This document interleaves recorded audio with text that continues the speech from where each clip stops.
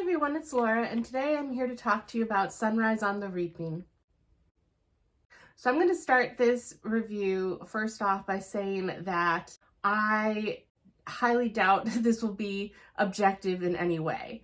I'm a huge fan of the original Hunger Games trilogy, and I did not read the Songbirds and Snakes book.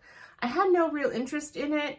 I am somewhat aware of the plot and a lot of what happens in the book and the movie. I did watch reviews when the book and the movie came out, so I can't claim to know everything, but I am familiar enough with the story.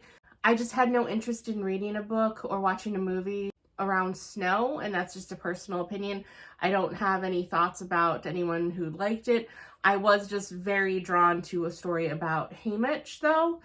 Just as I would be drawn to a story about Finnick or Joanna or some of the other victors, Wyrus or Beatty or Mags, or I don't know, just there's a lot of different stories that I would find interesting more from some of the different victors, because we've focused a lot on 12, and even with Songbirds and Snakes, you kind of focus on Lucy Gray from District 12. So I'd be interested in seeing some of the other districts and how the tributes from those different districts were. Yet on the other hand, I'm not really eager at this point for any of those stories, because I don't want a never-ending stream of content from a certain series, because sometimes it will just feel like a cash grab.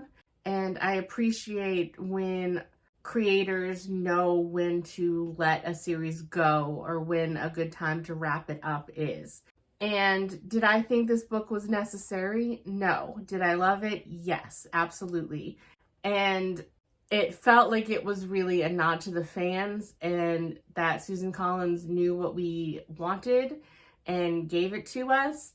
And I would be extremely happy if the series just ended here. I don't want this to just keep going on endlessly, but let's get more into the actual story. Now, I'm going to do my best not to talk about any spoilers in this book, but that being said, I am going to assume that if you're watching this, you have read the first 3 books in the Hunger Games series, or you have watched the movies. So if you don't want any spoilers for anything in the Hunger Games universe, then I'm sorry. This video, I have no idea how you could talk about this book without any sort of presumption of knowledge of the universe. So I won't spoil anything in this book, but we'll be talking about it with regards to things that you already know if you've read the first 3 books. So based on the first 3 books, you know that Haymitch is Katniss and Peeta's mentor, and that he is a sad, grumpy, alcoholic man who lives alone, and he comes off as very abrasive and gruff, and only through kind of grudging respect does Katniss get him to fulfill his duty as a mentor. You know that he won his game during the second quarter quell, so that was the 50th anniversary of the Hunger Games, where there were double the amount of tributes as any other games. So there was 2 boys and 2 girls from each district. So he was a lone survivor out of 48 tributes. And that is what you know from the first trilogy. And I also knew other things going into this, but at this point, it's been so long, I really should do a reread of the original trilogy, because I don't know how much of Haymitch's story was actually in the text of the original, or if some of the knowledge I had was based on interviews or other clues that fans have somehow gathered over the years. So I don't want to go into any more detail, but just based on the knowledge from that first trilogy, you know going into this book, obviously, that Haymitch is going to win the games, and you know that he is going to come out and suffer somehow, because as gruff and abrasive as he is as an adult. And so you know that things are going to get depressing and it's not going to be a happy book. So it does live up to that expectations, and it does kind of give you a sense of dread as you're reading things. And I was surprised still by how much I was taken off guard by how things happen. Because you think you know how things are going to happen. I mean, he's in the games, he's going to be the victor. And yet the reaping doesn't go how I thought it was going to go. And then, having not read The Ballad of Songbirds and Snakes, I wasn't sure how his treatment as a tribute was going to be, because obviously by the time it gets to Katniss and Peeta, they're kind of treated like celebrities and they're given the best of everything. But I know that that was definitely not how it was in The Ballad of Songbirds and Snakes. And so I was curious to see kind of where in the transition from The Ballad of Songbirds and Snakes, which was from the 10th Hunger Games to the 74th, when you first meet Katniss and Peeta, where in the transition it was. And it was very interesting because at certain points in this book, they were treated very much like livestock / prisoners. And at other times they were given luxuries. And it was a very unusual dichotomy that the book navigated. And you could see kind of the progress of how when they went from Lucy Gray's time to Katniss Everdeen, the transition period. But it was still horrifying to see the treatment that Haymitch and the other tributes went through.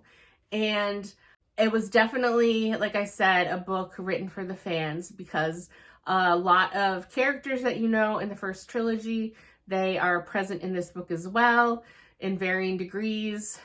And I don't want to ruin it for anybody by saying who or in what way they are present in the book, because that was part of the fun for me. But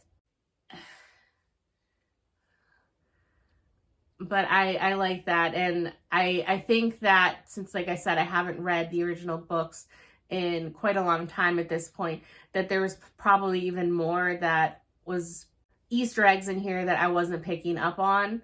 But it was like an inside clue to the fans, and I really appreciated that. It was also weird seeing Haymitch as a kid. And the downside for him is that his birthday is the day of the reaping. And I don't feel like that's really a spoiler, because that basically is revealed in the first chapter of the book. But the fact that that is just an awful birthday to have in Panem, and I feel horrible for Haymitch after everything that he goes through, that he cannot celebrate a single birthday without that reminder. But it's so weird seeing him as, he just turned 16 at the beginning of this book. It is so odd seeing him as a 16-year-old, because you see hints of who Haymitch is later, the way he talks, or he has a somewhat, they dub him kind of as a rascal, and he does kind of have that troublemaker vibe going on about him, but he is definitely still sweet and loving, and he cares about the people around him, and he cares about the other tributes. And hi, yes.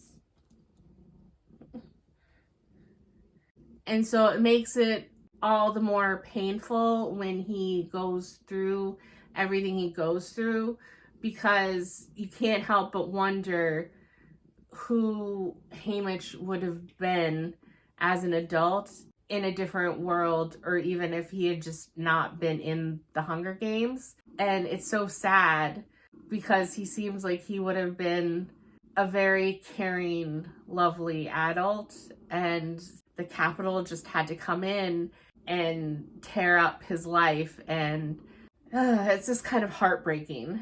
So the Hunger Games themselves are very similar to the first book and in Catching Fire, where they have arenas and they're engineered by the game makers, and they have mutts, and they've reached that level of technology and engineering in this book. And I love Suzanne Collins' imagination with the arenas and how they can be beautiful and terrible at the same time.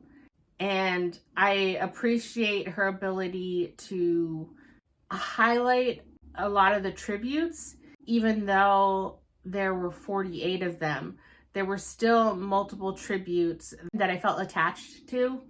And when you ended up losing them, it was rough. And because of the sheer number, sometimes the quickness with which you would lose them was also breathtaking and gut-wrenching, because in the Hunger Games, when you lose certain characters that you care about, they have a moment and a pause, and sometimes you feel like you're able to sit with it and absorb it, and it's awful. But because of the sheer number of people here, sometimes things just happen and they don't even give Haymitch a chance to breathe with the grief or the loss. And that seems like another level of cruelty from the Capitol. And I did watch a few other reviews of this book before recording my own thoughts, because watching some other people after I've read this, it helped solidify some of my thoughts. And so some people didn't like the swiftness with which certain deaths occurred, and I can fully understand that opinion. But to me, it seems almost a part of the development of the games themselves, because it's swift and cruel, and the Capitol doesn't owe it to the tributes to let them have a respite in their grief. And on the other hand, they haven't fully realized that from their weird, distorted entertainment standpoint of the games, that they could probably milk the situation for higher ratings if they did focus more on that.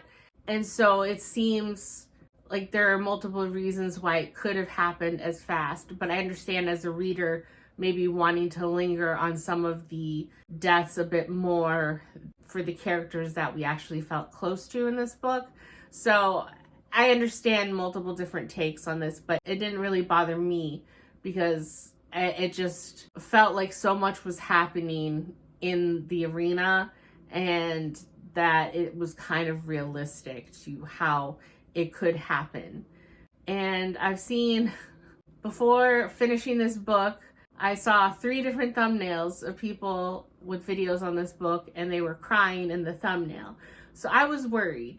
And I thankfully was able to hold it together for most of the book until the very end, because after he has been declared the victor, and the epilogue has some of the best writing I've seen in the series, and it really did choke me up. Thankfully, I did not full on sob, but I did get very teary-eyed, and I just felt Haymitch's story and his pain. I just felt so bad for Haymitch after reading this and being in his head. And reading this book, you understand more of how Katniss and him are so similar, and why they worked so well together in the first book, where she was kind of able to understand his thought process and what he wanted her to do, because they did approach the games in a lot of similar ways and with similar thought processes. So it was interesting to see, and I just feel so awful for Haymitch after this. And I think that the way Suzanne Collins wrapped everything up was very expertly done, and especially with the epilogue, this feels like a fitting place to end the series. So I hope that she realizes this is a good place to end, and end on a high note. And like I said, we don't continue to get more and more books with potentially decreasing quality or just as a money grab. So even though I would have loved to see a book from Finnick's perspective, I don't know at this point, and I will totally read it if it comes out because he's Finnick. But at the same point, I think that everything was wrapped up so well in this universe that I hope that it ends here. So I really don't want to say anything else and risk spoiling any of the book or any other big plot points, because I really think that's half the fun of reading this book, because you already know how it's all going to end. And so part of what makes this extra enjoyable is seeing what pops up that you didn't see coming or you didn't expect, and or things go differently than you thought they would. And I don't want to ruin that enjoyment or that journey for anybody who's interested in it. So I highly recommend to pick this up. I really loved it. I gave it 5 stars. Is it the best thing I've ever read? No. Is it a literary masterpiece? No. Are there potential plot holes that I missed? Yes. Is it a book that was really necessary? No. But all that being said, I still loved it, and I'm so happy that I read it and that it's here. It was definitely a 5-star book for me. Again, take that with a grain of salt. I have a lot of nostalgic feelings for the original trilogy, and I was predisposed to go in and enjoy this book, and I did. And I originally wasn't even planning to pick up the book, but I started listening to the book on audio, and I knew 25% of the way in that I would love it. And I was already at the used book superstore, and so I bought it because it was there. And I'm definitely keeping this and adding it to my shelves.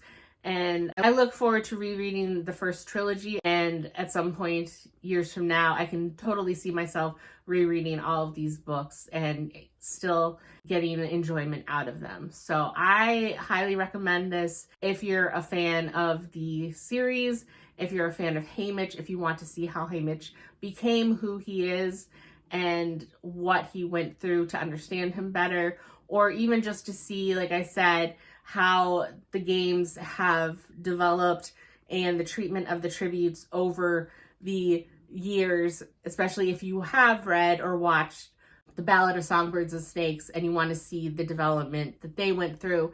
And it did really feel kind of like a love letter to fans from Suzanne Collins, where you get so many different things that you wanted. And I gave it 5 stars. I loved it. And I honestly can't think of anything else to pass along that wouldn't be a spoiler. So that's all for this video, and I will see you in the next one. Bye!